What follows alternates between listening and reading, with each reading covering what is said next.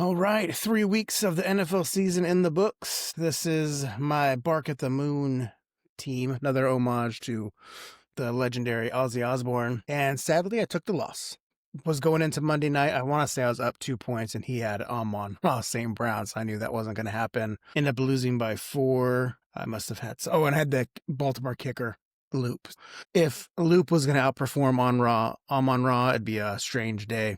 The biggest news for me is going to be the injury to James Conner. So he's projected for 10. He ended up getting 3. I guess thankfully for me, or selfishly for me, I have Trey Benson on the bench to take his spot. And so I'll be curious to see how well Benson's doing in that offense. Cardinals were sluggish against the Niners, it seems. So I'll be interested to see if the Cardinals end up getting better, a more efficient offensive system. But some of it's going to be drops from Marvin Harrison Jr. Those are some drive killers against that team. Josh Allen did excellent, 28 points, so he matched the projection that ESPN did. Bijan, he got double-digit points, but the Falcons were shut out, I think, by 30-0 against Carolina, which is odd. I don't think anyone predicted that.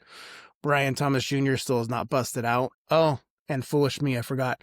Mike Evans is hurt too. Had the hamstring injury. I believe it's hamstring. He's going to miss 4 weeks, 3 or 4 weeks at least. So on my bench, I do have George Pickens. With CeeDee Lamb being hurt, I'm probably going to move George Pickens into that spot. But I also have Scary Terry, who has a quad injury. I haven't heard how much time he's going to miss. And then Jameson Williams, even though he didn't do a lot yesterday, but that's because the Ravens could not stop Gibbs or Montgomery. That running game just diced up the Ravens. 224 yards, I think, at 4 touchdowns. So we'll see. I feel like I have some good depth here. I also put in a waiver claim for Quinshon Judkins.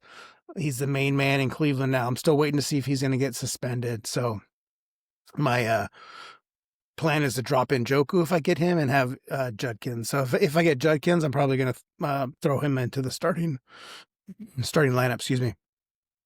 But yeah, just real quick, 2 things I want to show you because ESPN, it moves, I'll call it your power. Oh yeah, it's power rankings. I was doing real good after week 1, but now I'm down to sliding to 7.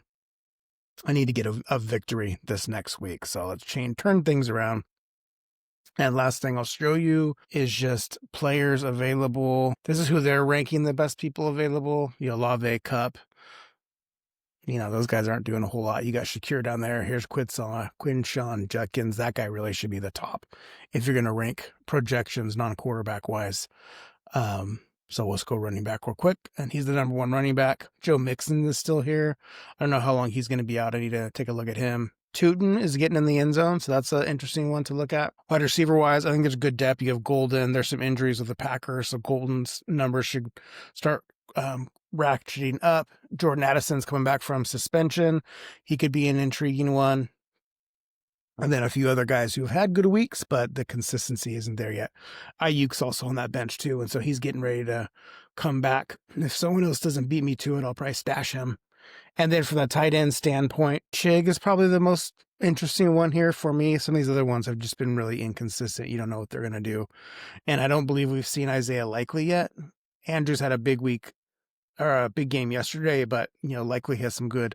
If they go 2 tight end sets, Likely might be a decent tight end there.